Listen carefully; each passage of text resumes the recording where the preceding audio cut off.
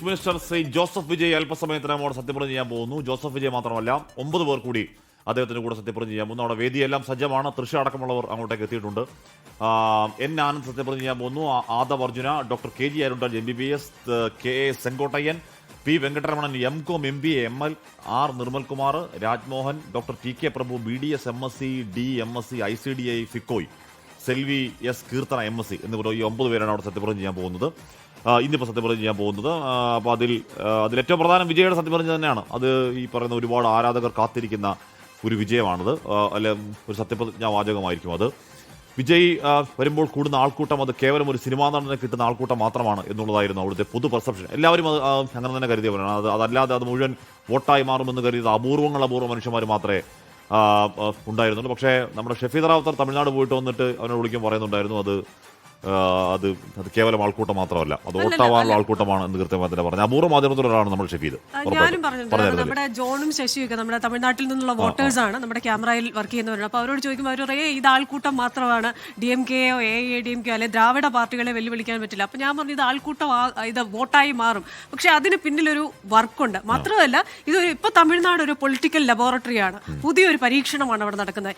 ഈ പരീക്ഷണം വിജയിക്കുമോ ഇല്ലയോ എന്നതാണ് ചോദ്യം. അപ്പോൾ വിജയിക്കുമോ എന്നതിന് നമ്മൾ കാത്തിരിക്കേണ്ടിയിരിക്കുന്നു. വിജയിച്ചാൽ തീർച്ചയായും മറ്റ് സംസ്ഥാനങ്ങളിലേക്ക് ഇതൊരു വിപ്ലവമായി പടരാൻ സാധ്യതയുണ്ട്. കാരണം ഈ ജെൻസി അടക്കമുള്ളവർ അവർക്ക് പഴയ രാഷ്ട്രീയത്തെ, ആ രാഷ്ട്രീയ അരാജകത്വത്തെ അവർ വെറുക്കുന്നവരാണ്. അവർക്ക് ആവശ്യമില്ലാത്ത കാര്യങ്ങളിലേക്ക് അവരുടെ ഫോക്കസ് പോകുന്ന ഇഷ്ടമില്ലാത്തവരാണ്. അപ്പോൾ ആ ജെൻസി വോട്ടേഴ്സ് കൂടുതൽ വരുമ്പോൾ ഈ മട്ടിലൊരു പൂർണ്ണമായും രാഷ്ട്രീയ പാർട്ടി അല്ലാത്ത എന്നാൽ ജനങ്ങളെ കൺസിഡർ ചെയ്യുന്ന വിദ്യാഭ്യാസവും അതുപോലെ ജനകീയ ബോധ്യം ഒക്കെയുള്ള ആൾക്കാർ വരണം എന്ന നിലയിലേക്ക് ചിലപ്പോൾ രാഷ്ട്രീയം മാറാം. അപ്പോൾ തമിഴ്നാട് ഒരു പൊളിറ്റിക്കൽ ലബോറട്ടറി ആയി മാറിയിരിക്കുകയാണ്. ഉറപ്പായും അതിന്റെ ഭാവി ആ രാഷ്ട്രീയ പരീക്ഷണം തന്നെ ഉറപ്പായും ഒരു പരീക്ഷണത്തിന്റെ മുതിരാണ് തമിഴ്നാട്. അതൊരു അസാധ്യമായ ഒരു പരീക്ഷണമാണ്. നമ്മൾ ആരും ചിന്തിക്കാത്ത സ്റ്റാലിനെയൊക്കെ കുളച്ചിൽ തോപ്പിക്കുക എന്നൊക്കെ പറഞ്ഞാൽ അതൊക്കെ അസാധ്യമെന്ന് കരുതിയിരുന്നതാണ്. പക്ഷെ അസാധ്യമായതിനൊക്കെ സാധ്യമാക്കി വിജയുടെ ആ കൊടുങ്കാറ്റ്. അപ്പോൾ അതിപ്പോൾ അധികാരത്തിലേക്ക് എത്തുന്നു വിജയ്. പൊതുഭരണം, ആഭ്യന്തരം, പോലീസ് വകുപ്പുകൾ വിജയ് തന്നെ കൈകാര്യം ചെയ്യാൻ പോകുന്നുണ്ട്.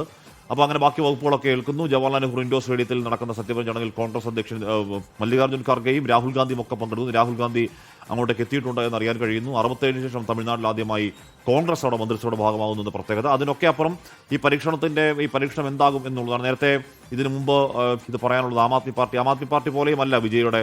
അതിന് വേറെ ചില ഡയമെൻഷൻ, ചില മാനങ്ങൾ ഉറപ്പായുമുണ്ട്. ആം ആദ്മി പാർട്ടിയാണ് അതിനു മുമ്പ് അത്തരത്തിലൊരു ഒരു ന്യൂജൻ രാഷ്ട്രീയ പാർട്ടി വന്ന് അധികാരത്തിലേക്ക് എത്തുന്നു. അതും ഡൽഹിയിലേക്ക് അധികാരത്തിലേക്ക് എത്തുന്നു. പിന്നീട് പഞ്ചാബിലേക്ക് അതിൻ്റെ പടർച്ച പോകുന്നതും അതിനുശേഷം പിന്നീട് ഇപ്പോൾ അതിലൊരു സെറ്റ് ബാക്ക്, അതിൽ പറയുന്ന ED ഒക്കെ ഇടപെടലൊക്കെ അവർ ആരോപിക്കുന്നുണ്ടെങ്കിലും ഒരു സെറ്റ് ബാക്ക് ഉണ്ടാകുന്നുണ്ട് എന്ന് പറയുമ്പോൾ പോലും അപ്പോൾ അത് പ്രത്യയശാസ്ത്രമില്ലാത്തതുകൊണ്ടാണ് എന്ന് പറഞ്ഞാൽ പ്രത്യയശാസ്ത്രമുള്ള പാർട്ടികൾ ഈ രാജ്യത്തിൻ്റെ പല സംസ്ഥാനങ്ങളുള്ള പാർട്ടികൾ ഇപ്പോൾ ഏതൊക്കെ സംസ്ഥാനങ്ങളുണ്ട് എന്നൊക്കെ ആലോചിച്ചാൽ പ്രത്യയശാസ്ത്രം കൊണ്ട് മാത്രമാണോ പിടിച്ചു നിൽക്കുന്നത് എന്ന കാര്യമൊക്കെ പുതിയ കാലത്തിൻ്റെ പുതിയ ചോദ്യങ്ങളാണ്. പ്രത്യയശാസ്ത്രം എന്ന് പറയുന്നതും പുതിയ കാലത്തിനനുസരിച്ച് മാറപ്പെടേണ്ടതല്ലേ? പുതിയ കാലത്ത് നമ്മൾ പഴയ 1970കളിലും 80കളിലും ഒക്കെ കേട്ട അതേ ഐഡിയോളജി എന്ന് പറയുന്ന ആ ചട്ടക്കൂടിൽ നിന്നുകൊണ്ട് ഉള്ള ഐഡിയോളജിയെ പറ്റി ഇപ്പോൾ പറഞ്ഞാൽ അത് ശരിയായ വിലയിരുത്തലാവോ തുടങ്ങിയ ചോദ്യങ്ങളൊക്കെ ഉണ്ട്. ഉറപ്പായും ഇതിനൊക്കെ പ്രത്യയശാസ്ത്രങ്ങളുണ്ട്. ആ പ്രത്യയശാസ്ത്രങ്ങൾ അത് പുതിയ കാലത്തിൻ്റെ പ്രത്യയശാസ്ത്രങ്ങളാണ്.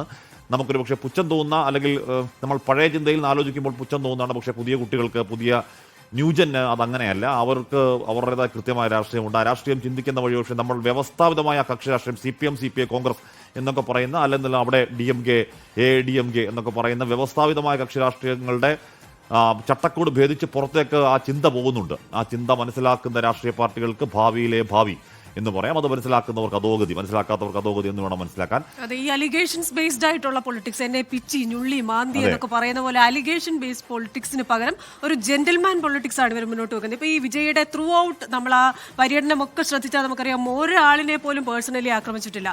അനാവശ്യമായ വ്യക്തിപരമായ എന്താ പറയുക ആ മട്ടിൽ പറയുകയല്ല. അതായത് ഒരു ഫാക്ച്വൽ ആയിട്ടുള്ള കാര്യങ്ങൾ വ്യക്തമായി പറയുക എന്നതല്ലാതെ നമ്മൾ എന്താ പറയുന്നത് ഒരു മറ്റു രീതിയിലുള്ള, നമുക്കറിയാമല്ലോ ഈ രാഷ്ട്രീയമായ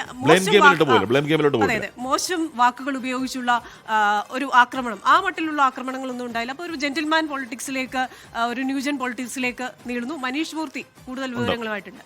മനീഷ്, വേദിയിൽ ആരൊക്കെ എത്തി? തൃശയാണ് പ്രധാന ഫേസ്. ബാക്കി ആരൊക്കെയാണ് ആ വേദിയിലിരിക്കുന്നവർ? ചടങ്ങ് എല്ലാ ചടങ്ങുകളും പൂർത്തിയായോ? വിജയ് ആരുടെ നാമത്തിൽ സത്യപ്രതിജ്ഞ ചെയ്യുന്നു എന്നതടക്കം ആകാംക്ഷ ഉയർന്ന കാര്യമാണ്.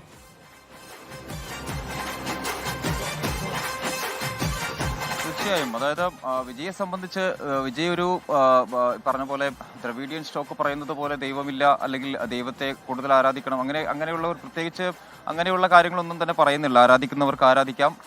ആ ഒരു ലൈനാണ് എന്തായാലും വിജയ് പിടിച്ചിരിക്കുന്നത്. നമുക്ക് നേരത്തെ മുതൽ തന്നെ നമ്മൾ കണ്ടെന്ന ഒരു കാര്യമാണ്. ഇപ്പോൾ തെരഞ്ഞെടുപ്പിന് തൊട്ട് മുമ്പ്, പോളിംഗിന് തൊട്ട് മുമ്പ് അമ്പലത്തിലും പള്ളിയിലും മോസ്കിലും ഒക്കെ വിജയ് പോകുന്നൊരു കാഴ്ചയും നമ്മൾ കണ്ടതാണ്. അങ്ങനെ എല്ലാവരെയും കൂട്ടിച്ചേർത്തുകൊണ്ടുള്ള ഒരു ഭരണം മുൻപോട്ട് കൊണ്ടുപോവുക എന്നത് തന്നെയാണ് വിജയ് ആലോചിക്കുന്നത്. അപ്പോൾ ഒരു പക്ഷേ ആരുടെ നാമത്തിൽ എന്നുള്ളത് എന്തായാലും ഒരു വളരെ പ്രധാനപ്പെട്ട ഒരു കാര്യം തന്നെ ആയിരിക്കും എന്നുള്ളതാണ്. നമുക്കത് അങ്ങനെയുള്ള എല്ലാ സർപ്രൈസുകളും എന്തായാലും ഇന്ന് ഉണ്ടാകും എന്നുള്ളതാണ്. 10 മണിക്ക് ഈ സത്യപ്രതിജ്ഞ ചടങ്ങ് ആരംഭിക്കുമ്പോൾ മുതൽ നമുക്ക് അത്തരം ചില സർപ്രൈസുകൾ കൂടി ഉണ്ടാകും.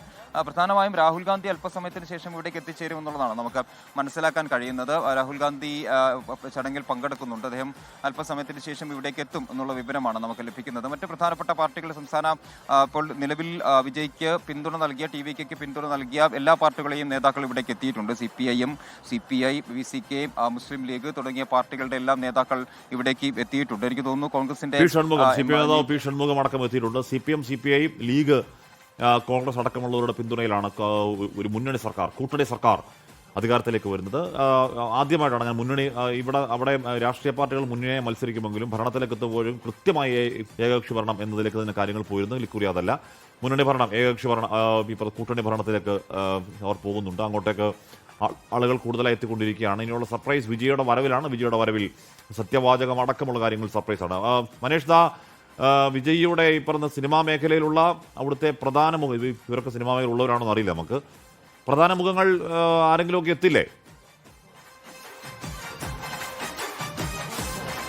തീർച്ചയായും അത്തരത്തിലുള്ള വിവരങ്ങൾ തന്നെയാണ് ഹാഷ്മി പുറത്തു വരുന്നത്. അതായത് സിനിമാ മേഖലയിൽ നിന്നുള്ള, കാരണം അത്ര സപ്പോർട്ട് എന്തായാലും വിജയ്ക്ക് ഈ സിനിമാ മേഖലയിൽ നിന്നുണ്ട് എന്നുള്ളതാണ് ഏറ്റവും പ്രധാനപ്പെട്ട കാര്യം. അത് കൗണ്ടിംഗ് ദിവസം അല്ലെങ്കിൽ പോളിംഗിന്റെ ദിവസങ്ങളിലൊക്കെ നമ്മൾ കണ്ടതാണ്. പ്രമുഖരായിട്ടുള്ള കുറേ നടന്മാർ ഈ പറഞ്ഞ കാക്കി പാൻറ്റും അതുപോലെ തന്നെ വൈറ്റ് ഷർട്ടും ഇട്ടുകൊണ്ട് വോട്ട് ചെയ്യാൻ എത്തുന്ന ഒരു കാഴ്ച, അത് കൃത്യമായ ഒരു മെസ്സേജ് തന്നെയായിരുന്നു. അവരെല്ലാം ജനങ്ങൾക്ക് കൊടുത്തിരുന്ന ഒരു മെസ്സേജ് അത് തന്നെയായിരുന്നു എന്നുള്ളതാണ്. അപ്പോൾ അവരൊക്കെ ആഗ്രഹിക്കുന്നുണ്ടായിരുന്നു വിജയ് എന്തായാലും ഒരു സംസ്ഥാനം ഭരിക്കണം, സംസ്ഥാനത്തിന് മുഖ്യമന്ത്രി ആകണമെന്നുള്ളത് വിജയ് ഈ പറഞ്ഞ ഒരുപാട് ആളുകളുടെ ആഗ്രഹമാണ്. അപ്പോൾ എന്തായാലും അത്തരത്തിലുള്ള വിശിഷ്ട വ്യക്തികൾ കൂടി ഇവിടേക്ക് എത്തുമെന്ന് തന്നെയാണ് നമുക്ക് മനസ്സിലാക്കാൻ സാധിക്കുന്നത്. ഹാഷ്മി പറഞ്ഞ മറ്റൊരു പ്രധാനപ്പെട്ട കാര്യമെന്ന് പറയുന്നത്, ഇതുവരെ ഇപ്പോൾ മുന്നണിയായി മത്സരിച്ച് വിജയിച്ചാൽ പോലും മുന്നണിയിലുള്ള ആർക്കും തന്നെ മന്ത്രിസ്ഥാനം നൽകുന്ന ഒരു പതിവ് തമിഴ്നാട്ടിലില്ല. അത് DMK അധികാരത്തിലുണ്ടെങ്കിൽ DMK മന്ത്രിമാർ മാത്രം, അണ്ണാ DMK ആണെങ്കിൽ അണ്ണാ DMK മന്ത്രിമാർ മാത്രം. അതായിരുന്നു തമിഴ്നാട്ടിൽ ഒരു കീഴ്വഴക്കം എന്ന് പറയുന്നത്. അതിനെക്കുറിച്ചുള്ള വലിയ ചർച്ചകളൊക്കെ കോൺഗ്രസുമായുള്ള ചർച്ചകൾ ആ സമയത്ത് DMKയുമായുള്ള ബന്ധപ്പെട്ട് നടക്കുമ്പോൾ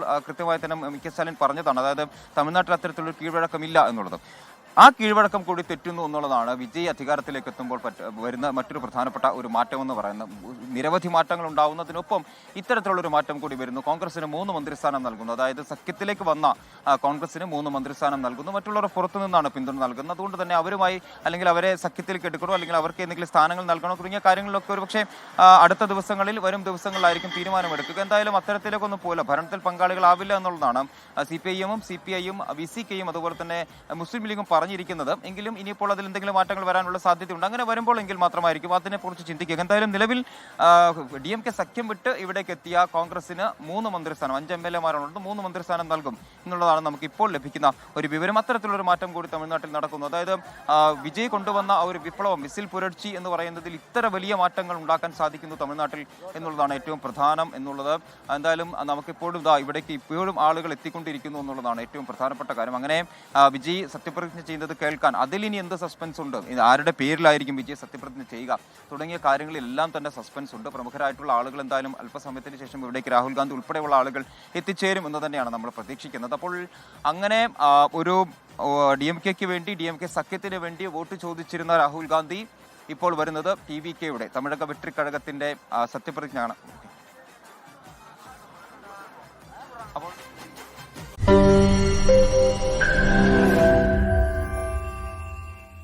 ലോകത്തെവിടെയായാലും ഏത് സമയത്തും 24 വാർത്തകളും ഓഗ്മെന്റഡ് റിയാലിറ്റി പാക്കേജുകളും എക്സ്പ്ലെയിനറുകളും വിശദമായി കാണാൻ ഞങ്ങളുടെ YouTube ചാനൽ നിങ്ങൾക്ക് സബ്സ്ക്രൈബ് ചെയ്യാം.